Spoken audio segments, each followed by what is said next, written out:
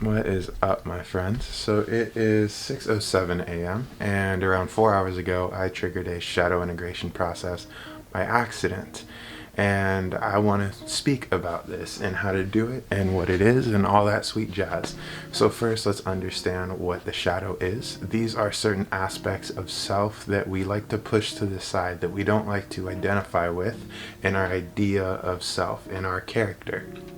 Even though these aspects are still very much lingering around in our subconscious, they don't tend to express themselves unless they are triggered into being, because more often than not we suppress them. A good example of this is personality traits, such as the way that you talk. A lot of times in our younger years and our teenage years, we are in groups of friends and we talk in certain slang. We might act in a facade that we don't act in now, because at a certain point in life you start to mature, or you see yourself in a more mature light, so you start to craft this new personality, this new character to match that idea of self, and over time you really identify with that and you see that as your new you.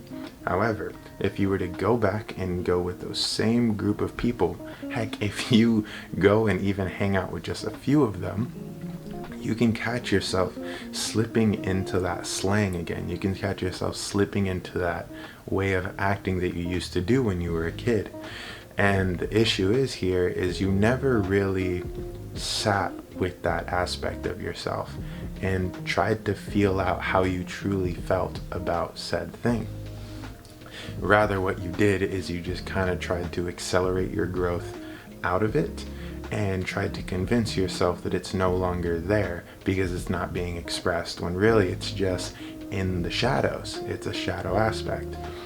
So what shadow integration is you trigger these aspects of yourself, and you sit with them.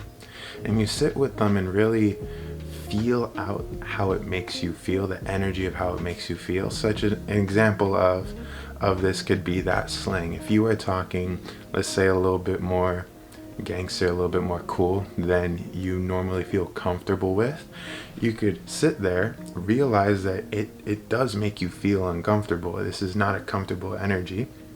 And what you do is, once you get past the panic, the uncomfortability of realizing that this is a part of you, you can then take steps forward to change it. So last night I kind of triggered a shadow integration process because I stressed myself out by doing things that I thought I was past, and I really had to look at myself in the light. And what happened is I started to fall back on my old habits to suppress that emotion. But what happened is the shadow integration process was still going on. So I was being very blunt to myself about my actions and what I was actually doing with these actions, and it was just putting me in an extreme level of uncomfortability. And so I had to sit with that uncomfortability, and I had to start working through how I wanted to move forward with these aspects, because you can't neglect aspects of yourself. You can't just pretend they're not there anymore, because in the end you're not completing the whole picture that is you. You have some parts that you perceive as pretty, and you have some parts that you perceive as ugly. However, you need the good and the bad, the yin and the yang, to create the whole beautiful picture.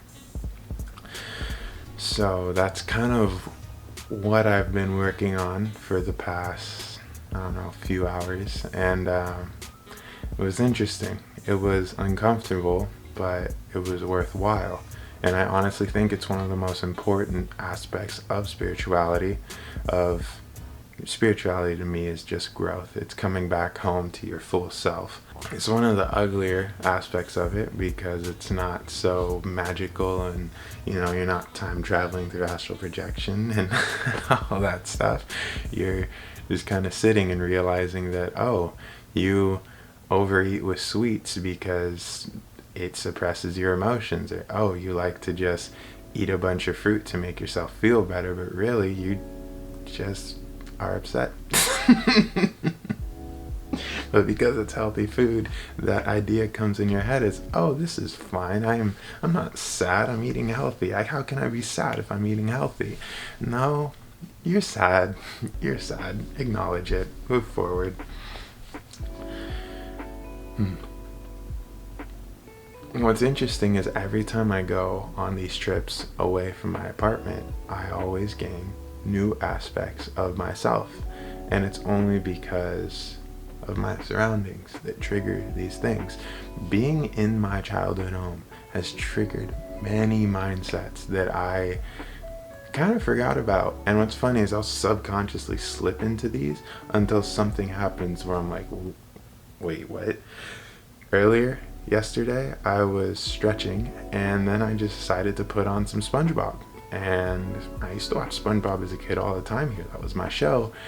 But after a bit, I was like, I don't really think this is worth my time.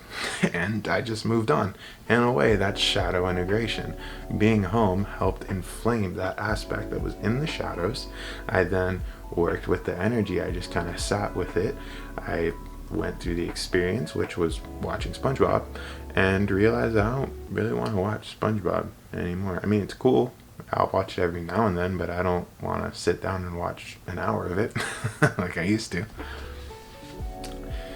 And so then I kind of integrate that with myself, and I no longer really have an issue with it. I don't try to suppress it when it comes into play. I just kind of handle it in a very healthy manner. I don't let my thoughts control me. I control my thoughts. Shadow integration, baby. Check it out. Peace.